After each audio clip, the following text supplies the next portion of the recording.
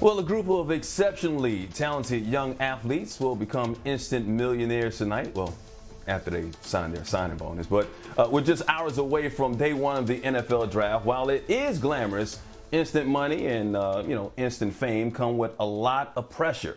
Here to talk about it is an agent with a star-studded client list. Adisa Bakari, the founder and CEO of the Sports and Entertainment Group. Adisa, thank you for being on BNC and welcome to Start Your Day. You're a heavy hitter, bro. You rep more than 40 players out there. You got Pro Bowlers like Stephon Diggs. You got Tyrod Taylor, great quarterback. What does this day still mean to you and the players that you represent? Oh, it forever will be an exciting time. This is really, well, certainly it's the fruition or the commencement, right, of a long journey for most of these players who have dreamed of becoming professional football players for the vast majority of their lives. I mean, most of these players started on this journey at the ages of 6 and 7 years of age. And so to finally be on the cusp of fulfilling that life goal is a special moment for sure. But in addition to that, this is the beginning of a very real possibility of transforming the financial makeup of the player's family for generations. If done correctly, the NFL, professional sports generally, affords its players the opportunity to create generational wealth. And that's certainly what we preach the essence of this experience to be. If we utilize the opportunity correctly, you eliminate money as a concern from your family for generations to come. And so, yeah, it's an Yeah. exciting Absolutely. time for sure for the players and their families.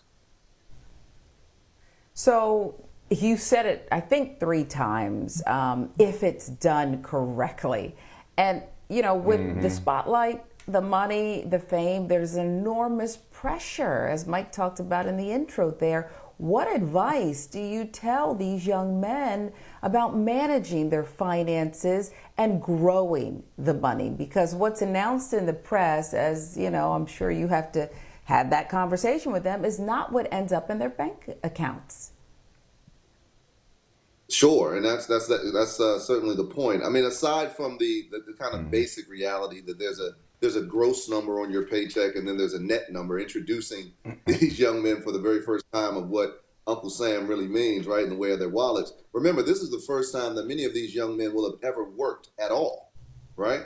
And if you juxtapose them with their counterparts in school who may go on to law school or B school, by the time their counterparts reach that executive C-suite and have become a chief officer within an organization, they would be in their early 40s or mid Yeah. 40s, where these young men are thrust in executive roles at 21 and 22 years of age. So it's a daunting task for anyone, right?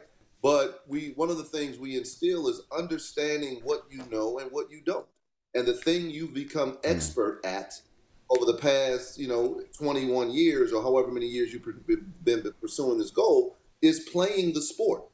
Now you align yourself with people with whom you can trust, who will teach you about the business of the sport.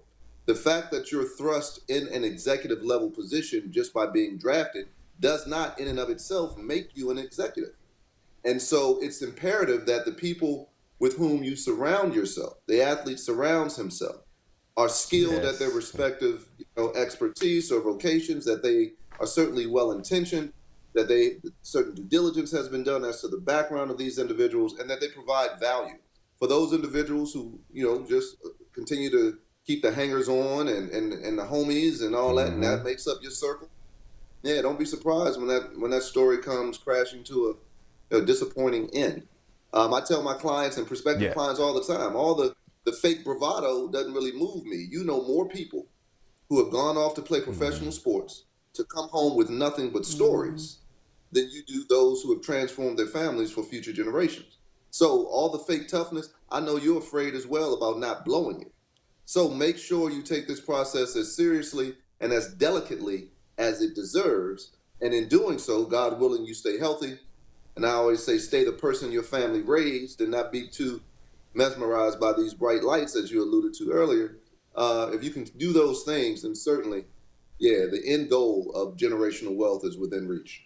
Before the break, we were talking about tonight's NFL draft with agent Adisa Bakari, and now we're joined by one of his star clients, the 14-year veteran, three-time Pro Bowler and Super Bowl champ, Antoine Bethea. So welcome, Antoine, and thanks for sticking around, Adisa. You were drafted, Antoine, in 2006, and so I want you to, let's go back to that night. Share some memories. When you got the call from the Colts, what went through your mind? Man, I think just sitting here listening to Adisa just speak on it, it was just one of those life-changing moments. Playing a sport that I've been playing since I was 8 years old, and now being able to transition into in a profession. So again, being around close family and friends, hearing my name called, seeing my name roll across that TV screen, it was just a life-changing moment for me and my family. In the draft that year, you picked in the 6th round, I believe. I do In the remember. 6th round. Sixth round. And speak on that a little bit, because the greatest quarterback of all time was also drafted in the 6th round. Became an underdog. We're talking about Tom Brady. But you had a 14-year career. So, Adisa, I want you to jump in on this as well. What do you tell that player that may get picked in the later rounds, 6th or 7th, or maybe even going into the NFL as a free agent? Yeah, and Antoine knows the expression. It's not about how you get in, it's about staying in. It's hard to get drafted to the NFL. It's much harder to stay in the NFL. 50% of players drafted in the 1st round don't make it to the 2nd contract. So we just, everybody wants to be the first pick in the draft. Every parent wants their child to be the #1 overall pick. But we try to give them some perspective and some context. Get in however you get in, and make sure you keep your foot in the door.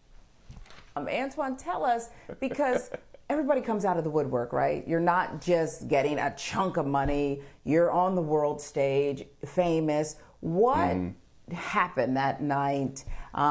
Did the call start immediately? For me, it didn't. Again, six rounder, and in that case, you still have to put the work in to even make the team. So I was always. The thing for me was just give me the opportunity. If you give me the opportunity, I'm gonna do whatever I can do with it. And just how these just mentioned, let me get my foot in the door, and then from there, once I guess the people just saw what I was able to do on the field.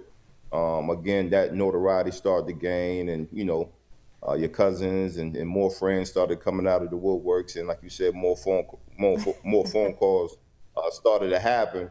But again, I just think just having the right people around you, keeping you level-headed, keeping you humble, I think that kind of helped me out the most throughout my tenure in the NFL. There's also perception, too. You came out of Howard with a smaller college. Of course, it's a big HBCU, but a smaller college, not one of the top 5 conferences out there. But let's talk about the perception of the players overall and the evaluation process. You're hearing it with Justin Fields right now. He went to Ohio State, great quarterback, but now he's dropping in the draft because of perception, because of evaluations. How do you get past those negative evaluations, especially if you know that they're not true? What does that do for your mindset, and how do you move forward? Does it motivate you? What does it do for you? It definitely motivates you. But I always say you got to control what you can control. So you can't control a perception of what somebody else thinks of you. You know the work that you put in. You know your character. You know the type of person you are. So regardless of what other people think about you, you can't worry about that. But what you can do, you can use that as fuel to the fire.